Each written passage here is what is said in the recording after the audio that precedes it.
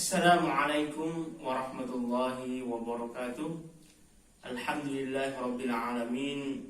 Innal hamdalillah nahmaduhu wa nasta'inuhu wa nastaghfiruh wa na'udzu billahi min shururi anfusina wa min sayyiati a'malina. May yahdihillahu fala mudilla lahu wa may yudlilhu fala hadiya lahu. Wa asyhadu an la ilaha illallah wahdahu la syarika lahu. وأشهد أن سيدنا محمدا عبده ورسوله صلى الله عليه وسلم فإن أصدق الحديث كتاب الله تعالى وخير الهدى هدى محمد وشر الأمور محدثاتها وكل محدثة بدعة وكل بدعة ضلالة وكل ضلالة في النار أما بعد. Siswa-siswi kelas 7, 8, dan 9 SMP Plus Citra Madinatul Ilmi dimanapun kalian berada, alhamdulillah segala puji kita haturkan kepada Allah Subhanahu wa Ta'ala, yang mana sampai saat ini kita masih diberikan umur dan sehat serta keafiatannya kepada kita semua, sehingga kita bisa kembali lagi menikmati kajian hadis pekanan, yaitu hadis ke-22. Salawat serta salam kita haturkan kepada junjungan kita Nabi besar Muhammad sallallahu alaihi wasallam, juga para sahabatnya dan para keluarganya serta para pengikutnya hingga yaumul akhir. Hari ini kita akan membahas hadis yang ke-22. Hadis ini adalah bagaimana atau cara kita menuju ke surganya Allah Subhanahu wa Ta'ala. Sebelumnya Ustaz bacakan dulu bunyi hadisnya. Al-haditsus tsani wal 'ishrun, hadis yang ke-22, an Abi Abdullah Jabir bin Abdullah Al-Ansari radhiyallahu anhu anna rajulan sa'ala an-nabiy sallallahu alaihi wasallam faqala ara'aita idza sallaytu al-maktubat wa sumtu ramadan wa ahlaltu al-halal wa harramtu al-haram ولم أزد على ذلك شيئا أدخل الجنة؟ قال نعم، رواه مسلم. ومعنى حرمت الحرام اجتنبته، ومعنى أحللت الحلال فعلته معتقدا حله.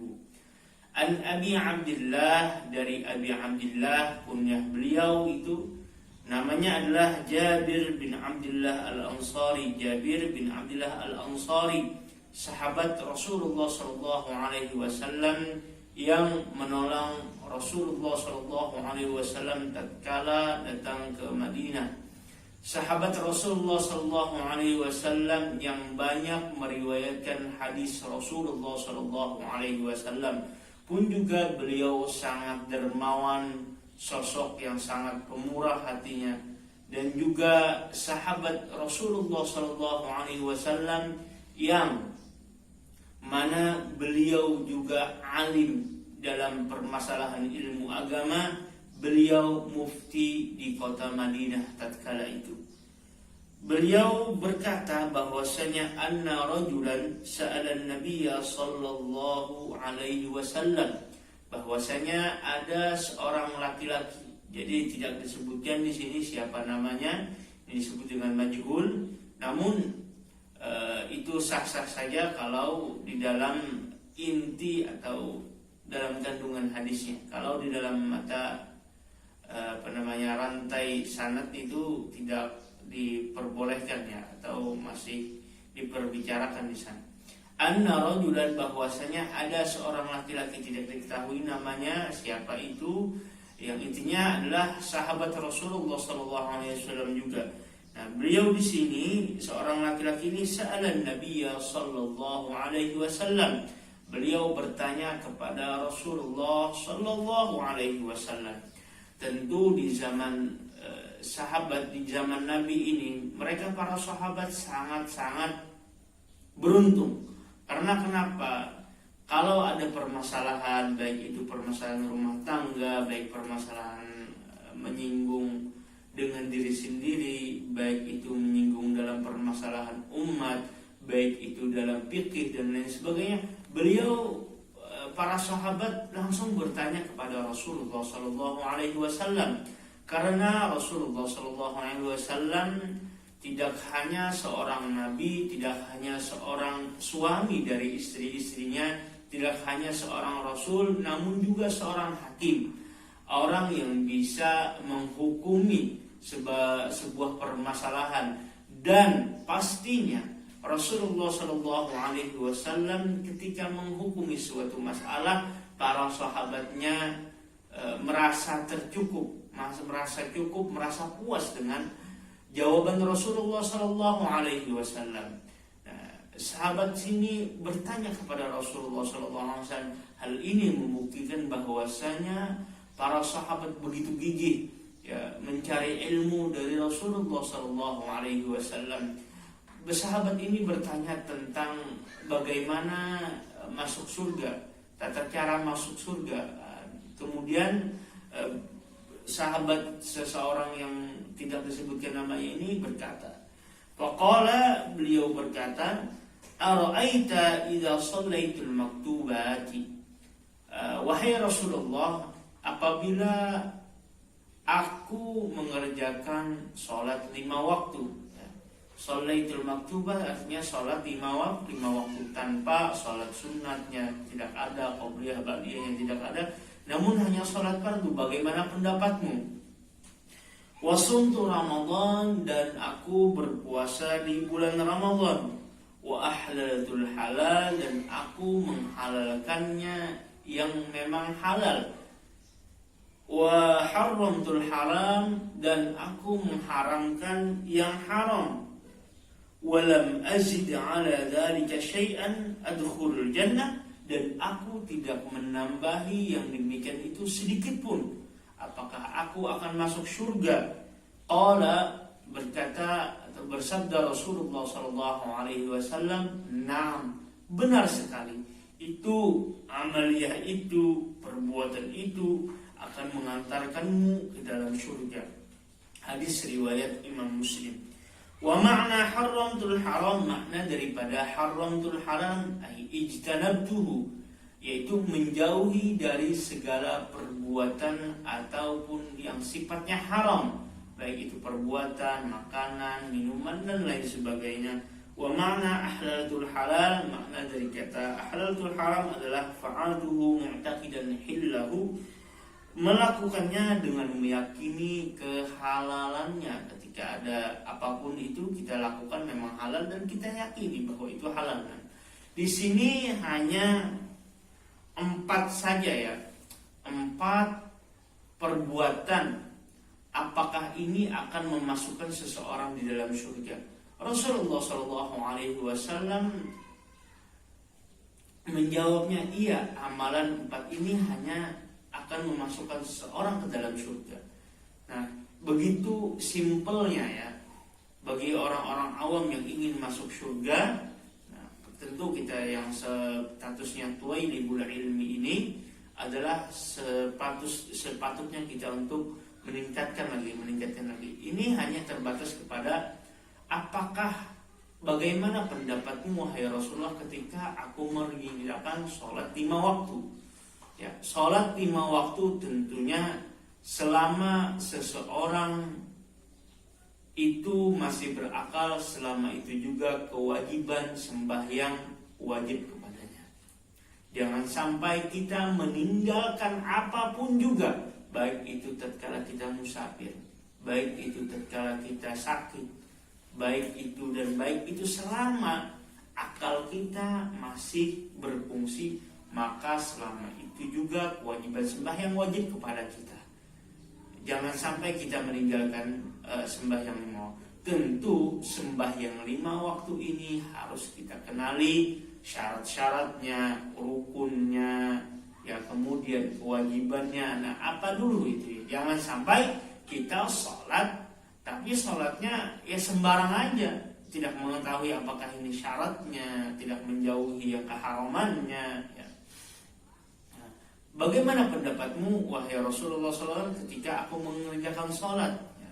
Sholat adalah perkara yang sangat Allah Subhanahu wa Ta'ala perintahkan. Sholat adalah tiang agama, sebagaimana sabda Rasulullah SAW, as-salatu imaduddin. Di dalam hadisnya yang lain adalah awwalu ma yuhasabu bihil 'abdu yaumal qiyamati as-shalah. Awal mula perbuatan yang akan dihisab oleh Rasulullah, oleh Allah Subhanahu wa taala kelak di hari kiamat adalah as-shalah, salat 5 waktu, salat wajib ya. Jangan sampai kita bolong-bolong salatnya. Maka fawailul lil musallin, maka celakalah bagi mereka yang salat, alladzina hum an salatihim sahun, yang mana mereka lalai di dalam salatnya. Mereka lalai, tidak mengerjakannya. Pun juga mereka mengqadhanya salat di luar waktunya. Nah, naudzubillah ya. Dan juga salat adalah sifat dari orang-orang yang beriman. Allah Subhanahu wa taala memuji, qad aflahal mu'minun alladzina hum fi salatihim khashi'un. Maka beruntunglah orang-orang yang beriman, yang mana ketika dia salat dia dalam keadaan khusyuk. Ya, yang pertama adalah kewajibannya adalah salat 5 waktu. Yang kedua adalah wasumtu Ramadan, dan puasa di bulan Ramadan. Di dalam hadis Nabi sallallahu alaihi wasallam, "Man shoma Ramadana imanan wa ihtisaban, ghufira lahu ma taqaddama min dhanbihi wa ma ta'akhkhar." Barang siapa berpuasa Ramadan karena dia beriman, karena dia meyakini bahwasanya di sini adalah perintah Allah Subhanahu wa taala yang selayaknya kita orang-orang mukmin mengerjakan perintah itu. Kemudian wahtisaban, mengharapkan pahala dari Allah Subhanahu wa taala, maka ganjarannya ghufira lahu ma taqaddama min dzambi, maka Allah Subhanahu wa taala akan mengampuni dosanya. Kalau kita salat kemudian kita berpuasa bulan Ramadan, mudah-mudahan ya kalau kita di bulan Ramadan jangan sampai bolong ya bulan puasanya. Pun juga kalau bolong maka selayaknya lah kita mengqadhanya di waktu yang lain, sebagaimana di dalam firman Allah Subhanahu wa taala, fa'iddatun min ayyamin ukhra, silahkan dia mengqadha di waktu yang lain.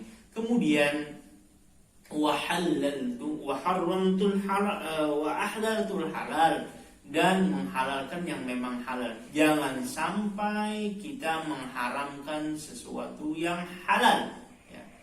Ya, kalau yang halal silahkan kerjakan. Wa ahlaltul halal, katakanlah yang halal, makanlah yang halal. Jangan sampai kita naudzubillah ya memakan makanan yang haram.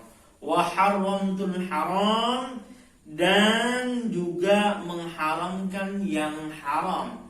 Jangan sampai yang haram, misalkan zina, misalkan minum minuman khamar, misalkan lagi mencuri dan lain sebagainya, yang sampai kita katakan bahwasanya itu halal.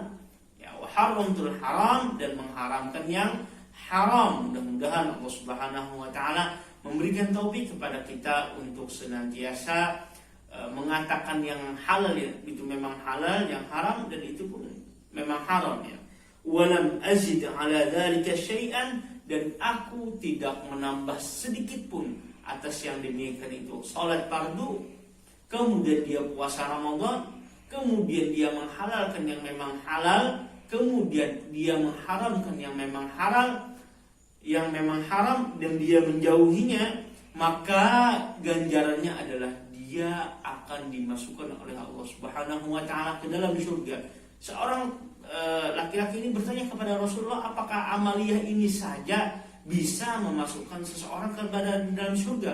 Qala na'am. Rasulullah SAW bersabda, iya, kalau seseorang itu hanya sholat 5 waktu, puasa Ramadan, dan menghalalkan yang memang halal dan yang mengharam yang memang haram, maka seseorang itu akan masuk ke dalam surga. Tentu surganya Allah Subhanahu wa taala tidak bisa kita bayangkan dengan geretek hati kita.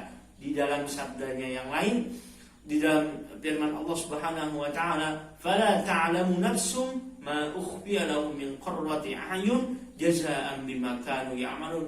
Nafsu ini tidak mengetahui janji Allah Subhanahu wa taala ya, Surga itu nang kayak apa tidak bisa kita ketahui. Mala aina ra'at wala udhana sami'at wala khatara ala qalbil bashar. Mata tidak bisa melihat, telinga juga tidak bisa mendengar bagaimana surga itu. Intinya surga adalah kenikmatan yang diberikan Allah Subhanahu wa taala bagi mereka yang bisa bertakwa kepada Allah Subhanahu wa taala. Akhirul kalam, mudah-mudahan kita bisa mengamalkan 4 macam amaliyah ini. Mudah-mudahan Allah Subhanahu wa taala memberikan taufik kepada kita. Amin ya rabbal alamin. Sampai situ dulu pertemuan kita di siang hari ini. Wassalamualaikum warahmatullahi wabarakatuh.